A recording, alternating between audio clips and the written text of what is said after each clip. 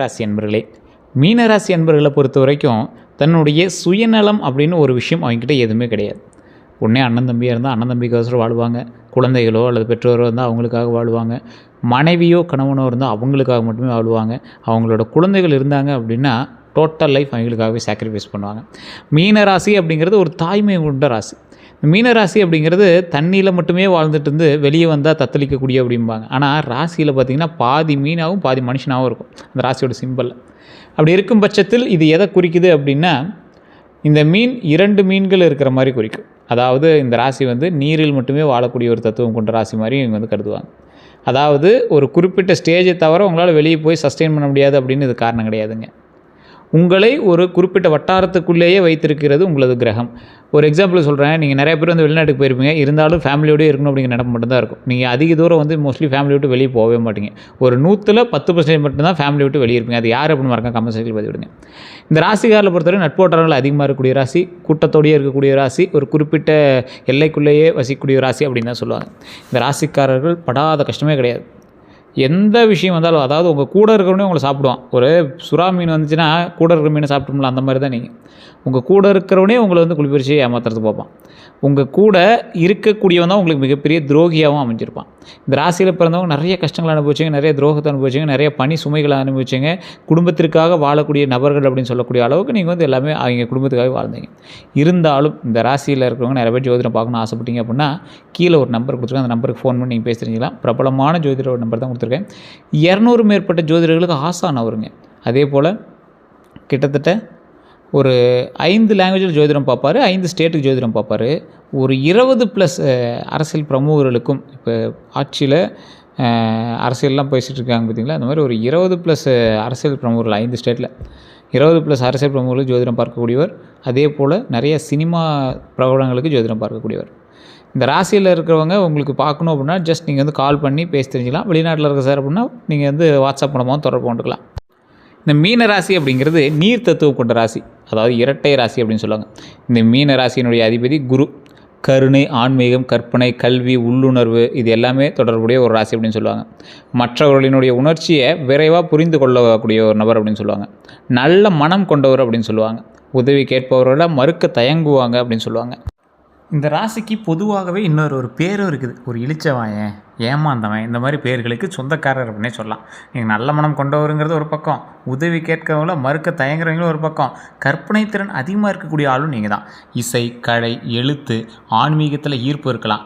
குடும்பத்தை நேசிக்கக்கூடிய நபர் நீங்கள். ஒரு கஷ்டத்தில் இருந்த உடனே உதவுவீங்க. தங்களுடைய கஷ்டத்தை வெளியே சொல்லாமல் இருக்கக்கூடிய நபர் நீங்கள். பழைய நினைவுகளை எளிதில் மறக்க மாட்டாங்க. ஒருவரை நம்பிய பிறகு முழுமையாக நம்புவாங்க. ஒருத்தர் நம்பிட்டாங்க அப்படின்னா அவனை சந்தேகப்படுறதோ, இவன் அப்படி பண்ணிடுவானோ இப்படி பண்ணிடுவானோ அப்படின்னு எந்த ஒரு யோசனையும் இருக்காது அவர்கிட்ட. அதே போல் ஒரு முக்கியமான ஒரு விஷயம் என்ன அப்படின்னா, பிறரை மன்னிக்கக்கூடிய குணம். இது நிறைய பேர்கிட்ட கிடையாது. வாய்மொழியில் சொல்லலாம், ஆனால் மனதளவில் சொல்லக்கூடிய நபர் இந்த மீனராசிக்காரர் தான்.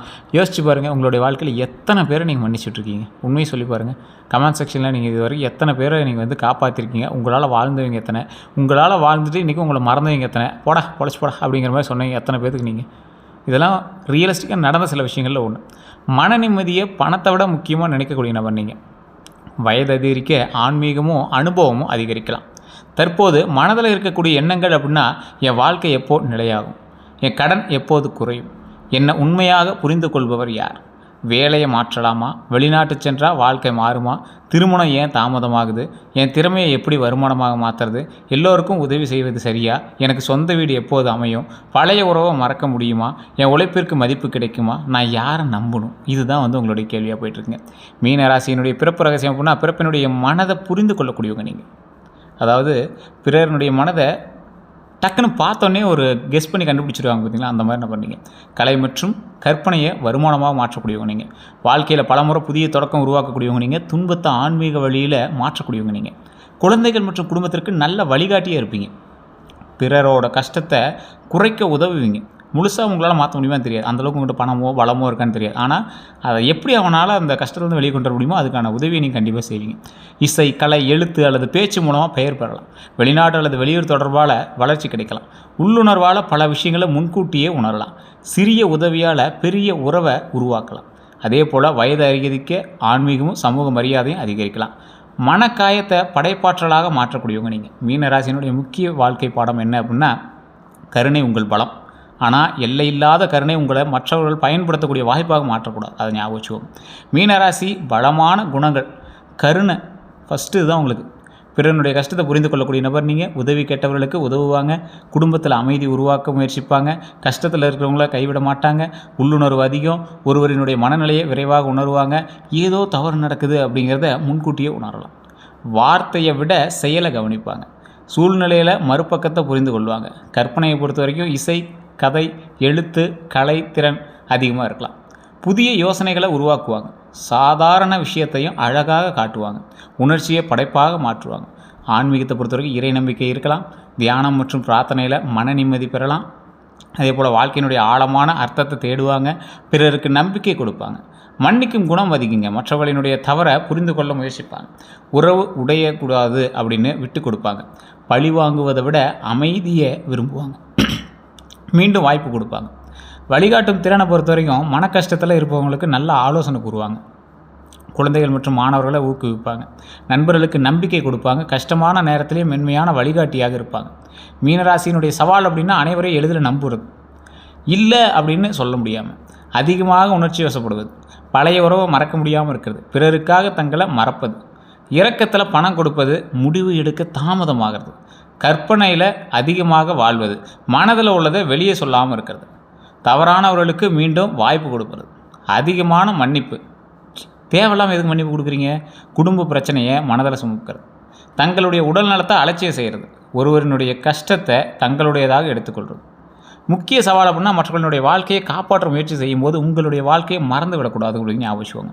இதுவரை ஏற்பட்டிருக்கக்கூடிய துரோகங்கள், ஃபஸ்ட்டு காதலில் முழுமையாக நம்பியவங்க உண்மையை மறைச்சிருக்கலாம். உங்கள் இரக்கத்தை அன்பாக பயன்படுத்தியிருக்கலாம். அன்பாக அப்படியே பேசியே உங்களை வந்து பயன்படுத்துவாங்க. திருமண வாக்குறுதி தாமதமாக இருக்கும். நீங்கள் அதிகம் விட்டு கொடுக்கும் மதிப்பு கிடைக்காம போயிருக்கலாம். அதே போல் 3ஆம் நபர் தலையிட்டாலும் உறவு பாதிக்கப்பட்டிருக்கும். இது நடந்துச்சா இல்லையான்னு மறக்காம கமெண்ட் செக்ஷனில் சொல்லுங்கள். அது உங்களுடைய குடும்ப நபராக இருக்கலாம், வேறு ஒரு நபராக இருக்கலாம். உங்கள் அமைதியை பலவீனமாக நினச்சிருக்கலாம். உங்களோட பண உதவியை பயன்படுத்தியிருக்கலாம். பழைய உறவை மறக்க முடியாமல் புதிய வாய்ப்பை தவற விட்டுருக்கலாம். துணையினுடைய பிரச்சனைகளை நீங்கள் மட்டுமே சுமந்திருக்கலாம். நண்பர்களிடம் தேவையான நேரத்தில் மட்டும் தொடர்பு கொண்டிருக்கலாம். பணம் வாங்கி திருப்பி கொடுக்காமல் இருந்திருக்கலாம். உங்கள் ரகசியத்தை வெளியே கூறியிருக்கலாம். உங்கள் நல்ல மனதை பயன்படுத்தியிருக்கலாம். உங்கள் தொடர்புகளை பயன்படுத்தி முன்னேறியிருக்கலாம். உங்கள் வெற்றியை பார்த்து பொறாமைப்பட்டிருக்கலாம். உங்களுடைய உதவியை மறந்திருக்கலாம். உணர்ச்சியை தூண்டி உதவி பெற்றிருக்கலாம். உங்கள் பெயரை பயன்படுத்தி காரியத்தை சாதிச்சிருக்கலாம். குடும்பத்தை பொறுத்த வரைக்கும் குடும்ப பொறுப்பை உங்கள் மீது வைத்திருக்கலாம். உங்கள் வருமானத்தை அதிகமாக எதிர்பார்த்திருக்கலாம். சொத்து தகவலை மறைத்திருக்கலாம். அதே போல் நீங்கள் செய்த உதவியை மறந்திருக்கலாம். திருமண முடிவில் தலையிட்டிருக்கலாம். குடும்பத்தில் உங்களை குற்ற உணர்ச்சியில் வைத்திருக்கலாம். உங்கள் அமைதியை பயன்படுத்தியிருக்கலாம். குடும்ப செலவை உங்கள் மீது தள்ளி இருக்கலாம். உங்கள் துணையை பற்றி தவறாக பேசியிருக்கலாம். வேலை இடத்துல உழைத்தது நீங்கள் பாராட்ட வேறு ஒரு ஆள் கண்டிப்பாக போயிருக்கும். இது உண்மையாக இல்லையா மட்டும் மறக்காமல் அடித்து சொல்லுங்கள், கமெண்ட் செக்ஷனில் சொல்லுங்கள். உங்கள் யோசனையை மற்றவங்க வந்து பயன்படுத்தியிருப்பாங்க. உங்கள் அமைதியை பயன்படுத்தி அதிக வேலை கொடுத்துருக்கலாம். சம்பளம் அல்லது கமிஷன் தாமதமாக இருக்கும். மேலதிகாரிகிட்ட தவறான தகவல் சென்று இருக்கும். பதவி உயர்வு தாமதமாக இருக்கலாம். உங்கள் நல்ல மனசை பயன்படுத்தி கூடுதல் பொறுப்பு கொடுத்துருக்கலாம். கூட்டாளி கணக்கை மறைத்திருக்கலாம். உங்கள் படைப்பு திறனை மற்றவர் பெயரில் பயன்படுத்தியிருக்கலாம். யாரிடமும் எச்சரிக்கையாக இருக்க வேணும் அப்படின்னா தன்னுடைய கஷ்டத்தை சொல்லி தொடர்ந்து பணம் கேட்பவர்கிட்ட எச்சரிக்கையாக இருங்க. பழைய காதல் திடீரென திரும்பும்போது எச்சரிக்கையாக இருங்க. புதிய நண்பர் உடனே தனிப்பட்ட தகவல் கேட்கும்போது எச்சரிக்கையாக இருங்க. வெளிநாட்டு வேலை பெயரில் பணம் கேட்குறவன்ட்டு எச்சரிக்கையாக இருங்க. கூட்டு தொழிலில் கணக்கை காட்டாமல் இருக்கிறவன்ட்டு எச்சரிக்கையாக இருங்க. உங்கள் பெயரில் கடன் வாங்க சொல்கிறவன்ட்டு எச்சரிக்கையாக இருங்க. சொத்து ஆவணத்தை காட்டாமல் முன்பணம் கேட்குறவன்ட்டு எச்சரிக்கையாக இருங்க. குற்ற உணர்ச்சியை ஏற்படுத்தி உதவி கேட்குறவன்ட்டு எச்சரிக்கையாக இருங்க. ஆன்லைனில் அதிக லாபம் தரக்கூடிய திட்டம் கூறுறவர்கிட்ட எச்சரிக்கையாக இருங்க. குடும்ப சொத்தில் வாய்மொழியை மட்டும் நம்ப சொல்லுவாங்க, அவங்ககிட்ட மட்டும் ரொம்ப எச்சரிக்கையாக இருங்க. அளவுக்கு மீறி அன்பு காட்டி உடனே உதவி கேட்குறவன்ட்டு எச்சரிக்கையாக இருங்க. மீனராசிக்கு ஏற்ற தொழில்கள் அப்படின்னா கலை மற்றும் படைப்புத்துறை, இசை, பாடல், ஓவியம், நடிப்பு, திரைப்படம், திரைக்கதை, யூடியூப்பு, இந்த வீடியோ எடிட்டிங்கு, புகைப்படம், கிராஃபிக் டிசைனு, கதை சொல்கிறது, குரல் பதிவு, இது எல்லாமே செட் ஆகுங்க. மருத்துவம் மற்றும் பராமரிப்பு பொறுத்த வரைக்கும் மருத்துவர், செவிலியர், மருந்தகம், ஆலோசகர், முதியோர் பராமரிப்பு, குழந்தைகள் பராமரிப்பு, மருத்துவ நிர்வாகம், சமூக சேவை, இது எல்லாமே உங்களுக்கு உதவியாக இருக்குங்க. கல்வி மற்றும் ஆன்மீகத்தை பொறுத்த வரைக்கும் அரசியல், ஆசிரியர், இந்த பேராசிரியர், பயிற்சியாளர்லாம் இருப்பாங்க பார்த்திங்களா, ஆன்மீக பேச்சாளர், யோகா, தியான பயிற்சி, ஆன்லைன் வகுப்பு, இதெல்லாம் வந்து நல்லா செட் ஆகும். மீடியா மற்றும் டிஜிட்டல் நல்லா செட் ஆகும். டிஜிட்டல் மார்க்கெட்டிங், சமூக ஊடக வேளாண்மை, உள்ளடக்க உருவாக்கம், பாட்காஸ்ட்னு சொல்லுவாங்க பார்த்தீங்களா, அது அனிமேஷனு, இணையதள உள்ளடக்கம், விளம்பரம், வீடியோ தயாரிப்பு இது எல்லாமே ஓரளவுக்கு பரவாயில்லையா இருக்கும். வணிகத்தை பொறுத்த வரைக்கும் ஹோட்டல், உணவகம், சுற்றுலா, ரியல் எஸ்டேட், வாகனம், வியாபாரம், ஆன்லைன் வணிகம், ஆன்மீக பொருள் விற்பனை, அழகு பொருள் விற்பனை, கல்வி நிறுவனம், ஆலோசனை நிறுவனம் இதெல்லாம் செட் ஆகுங்க.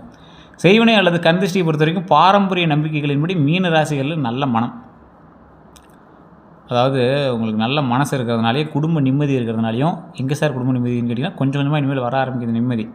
ஸோ கலைத்திறன் உங்களுக்கு ஓரளவுக்கு இருக்கிறதுனாலே குழந்தைகளுடைய வளர்ச்சி, பணம், தொழில், வெளியூர் வாய்ப்பு எல்லாமே உருவாக்கக்கூடிய ஒரு காலகட்டங்கிறதுனால கண்டிப்பாக கந்திஷ்டி இருக்கிறது வாய்ப்புகள் இருக்குது. அப்பப்போ எலுமிச்சம்பழம் சுற்றி போடுங்க. பக்கத்தில் இருக்கக்கூடிய ஆக்ரோஷமான தெய்வ கோயில்களுக்கு போயிட்டு வாங்க. உங்களுடைய குலதெய்வ கோயிலுக்கு கண்டிப்பாக போயிட்டு வாங்க. செய்வினைகள்லாம் இருக்கா அப்படின்னா உங்களுக்கு திடீர்னு ஏதாவது ஒரு மாற்றங்கள் ஏற்பட்டிருக்கான்னு பாருங்கள். அதன் மூலமாக உங்களுக்கு எதாவது மைனஸாக இருக்கா ப்ளஸ்ஸாக இருக்கா அப்படின்லாம் யோசிச்சு பாருங்கள். அதை வச்சு நீங்கள் கண்டுபிடிச்சிக்கலாம். அப்படி இல்லை அப்படிங்கிற பட்சத்தில் நீங்கள் அதை ஒன்றும் பெருசு தேவையில்லை. அப்படி இருக்குது அப்படிங்கிற மாதிரி ஒன்று தோணுச்சு அப்படின்னா குலதெய்வ வழிபாடு தான் மெயினான ஒன்று. அதை பண்ணோம் அப்படின்னாவே பெரிய ஒரு நன்மை கிடைக்கும். அதே போல் நல்ல நேரம் எப்போ சார் ஆரம்பிக்குது அப்படின்னா தேவையான இடத்துல இல்லை அப்படின்னு சொல்லும்போது நல்ல நேரம் ஆரம்பிக்குதுங்க. எல்லோருடைய பிரச்சனையும் நீங்கள் மட்டும் சுமக்காமல் இருக்கும்போது நல்ல நேரம் ஆரம்பிக்குது. உங்கள் திறமைக்கு மதிப்பு கேட்கும்போது நல்ல நேரம். பணம் கொடுக்கறதுக்கு முன்னாடி ஆதாரம் வச்சுக்கணும் அப்படிங்கிறது ஞாபகம் வச்சுக்கோங்க. பழைய உறவு மனதிலிருந்து விடும்போது நல்ல நேரம் ஆரம்பிக்குது. ஒரு தெளிவான இலக்கில் தொடர்ந்து செயல்படும் போது நல்ல நேரம் ஆரம்பிக்குது. உங்கள் கலை மற்றும் அறிவை வருமானமாக மாற்றும்போது நல்ல நேரம் ஆரம்பிக்குது. குடும்பத்துடன் மனம் திறந்து பேசும்போது நல்ல நேரம் ஆரம்பிக்குது. உடல்நலம் மற்றும் தூக்கத்தை கவனிக்கும் போது நல்ல நேரம் ஆரம்பிக்குது. புதிய வாய்ப்பை பயத்தால் தவறவிடாமல் இருக்கும்போது நல்ல நேரம் ஆரம்பிக்குது. சேமிப்பு தொடங்கும் போது நல்ல நேரம் ஆரம்பிக்குது. பிறருக்கான கருணையுடன் உங்களுக்கான எல்லையையும் வைத்து கொள்ளும்போது நல்ல நேரம் ஆரம்பிக்குது. அதிர்ஷ்ட நிறம் அப்படின்னா மஞ்சள், இளநீலம், கடல் பச்சை, வெள்ளை, ஊதா, கிரீம் நிறம். அதிர்ஷ்ட எண் அப்படின்னா 3, 7, 9. சாதகமான நாள் அப்படின்னா வியாழக்கிழமை. அடுத்த 12 நாட்களை பொறுத்த வரைக்கும் முதல் 3 நாட்கள் பழைய ஒருவர் தொடர்பு கொள்வாங்க. வேலை அல்லது பணம் பற்றிய செய்தி வரலாம். குடும்ப செலவு ஏற்பட்டிருக்கலாம். மனதில் பழைய நினைவுகள் அதிகமாக இருக்கலாம். உணர்ச்சியில் முடிவு எடுக்க வேண்டாம், கொஞ்சம் யோசித்து எடுங்க. தூக்கம் மற்றும் உணவில் கவனம் தேவை. புதிய வேலை அல்லது தொழில் வாய்ப்பு தெரியலாம். பழைய பாக்கி பற்றிய முன்னேற்றம் ஏற்படலாம். வெளியூர் அல்லது வெளிநாட்டு தகவல் கிடைக்கலாம். குடும்பத்தில் முக்கியமான உரையாடல் நடக்கலாம். நண்பர் அல்லது பழைய தொடர்பு உதவலாம். ஒரு முக்கிய ஆவணத்தை சரிபார்க்க வேண்டியிருக்கும். காதல் அல்லது திருமண பேச்சு பொறுத்த வரைக்கும் பேச்சு நகரக்கூடிய ஒரு காலகட்டம். ஒருவரினுடைய உண்மையான நோக்கம் தெரியலாம். குழந்தைகள் தொடர்பான நல்ல செய்தி கிடைக்கலாம். வாகனம் அல்லது வீடு பற்றிய முடிவு வரலாம். எதிர்பாராத செலவு ஏற்பட்டிருக்கலாம். இறக்கத்தில் பணம் கொடுக்க வேண்டாம். அதே போல் இந்த ராசிக்காரரில் இது ஒரு முக்கியமான விஷயத்தை ஞாபகம் வச்சுக்கோங்க. நீண்ட நாள் குழப்பம் குறையக்கூடிய ஒரு காலகட்டம். குடும்ப ஆதரவு அதிகரிக்கக்கூடிய காலகட்டம். வெளியூர் அல்லது பயணத்திட்டம் உதவியாக இருக்குங்க. ஒன்று தான், சேமிப்பு அல்லது கடன் குறைக்கக்கூடிய திட்டம் தொடங்குங்க. இந்த காலத்தில் தொடங்குனீங்க அப்படின்னா கண்டிப்பாக அதற்கான வாய்ப்பு இருக்குது. நின்றிருந்த ஒரு தனிப்பட்ட முயற்சி மீண்டும் முன்னேறக்கூடிய ஒரு காலகட்டம். அதே போல் உடல் நலத்தை பொறுத்த வரைக்கும் பொதுவாக கவனிக்க வேண்டியவை என்ன அப்படிங்கிறத நான் சொல்ல நோட் பண்ணிக்கோங்க. இந்த காலகட்டத்தில் ஏற்கனவே உங்களுக்கு இருக்க வேண்டியது தூக்கக்குறைவு கண்டிப்பாக இருந்திருங்க. அப்படி இருக்கா இல்லையான்னு மறக்காம கமெண்ட் செக்ஷனில் பதிவிடுங்க. உடல் சோர்வு இருந்திருக்கும், கால்கள் அல்லது பாதங்களில் சோர்வு இருந்திருக்கும், செரிமான கோளாறு இருந்திருக்கும், தலைவலி இருந்திருக்கும், மன அழுத்தம் இருந்திருக்குங்க. உணவு நேரம் மாறுறதுனால தொந்தரவு கொஞ்சம் அதிகமாகவே இருந்திருக்கும். நீண்ட பயணத்தால் உடல் வலி, அதிக உணர்ச்சியால் ஏற்படக்கூடிய மன களைப்பு எல்லாமே இருந்திருக்குங்க. தொடர்ச்சியான அல்லது கடுமையான அறிகுறி இருந்துச்சு அப்படின்னா மருத்துவர் கண்டிப்பாக அணுகுங்க. இனி என்ன செய்யணும் அப்படின்னா உங்களுக்கான தெளிவான எல்லையை அமைக்கணுங்க. இறக்கத்தில் பணம் கொடுக்குறத கட்டுப்படுத்தணும் அப்படின்னு ஞாபகம் வச்சுக்கோங்க. பண வரவு மற்றும் செலவை எழுதணும் அப்படிங்கிற ஞாபகம் வச்சுக்கோங்க. சேமிப்பை கட்டாயமாக தொடங்கணும் அப்படிங்கிற ஞாபகம் வச்சுக்கோங்க. அதிக வட்டி கடனை முதல்ல குறைக்கணும் அப்படின்னு ஞாபகம் வச்சுக்கோங்க. உங்கள் திறமையை வருமானமாக மாற்றணுங்கிறத ஞாபகம் வச்சுக்கோங்க. வேலை மாற்றத்தில் எழுத்துப்பூர்வ உறுதி பெறணும் அப்படின்னு ஞாபகம் வச்சுக்கோங்க. பழைய உறவை தெளிவாக மதிப்பீடு செய்யணும் அப்படிங்கிற ஞாபகம் வச்சுக்கோங்க. அதாவது பழைய உறவை எளிதாக மதிப்பீடு செய்யணும் அப்படிங்கிறத ஞாபகம் வச்சுக்கோங்க. குடும்பத்துடன் மனம் திறந்து பேசணும் அப்படிங்கிற ஞாபகம் வச்சுக்கோங்க. அதே போல் வெளியூர் வாய்ப்பு முழுமையாக ஆராயாமல் எந்த விஷயத்தையும் பண்ணாதீங்க, மைண்டில் ஞாபகம் வச்சுக்கோங்க. உடல்நலம் மற்றும் தூக்கத்தை கவனிக்கணும் அப்படிங்கிற ஞாபகம் வச்சுக்கோங்க.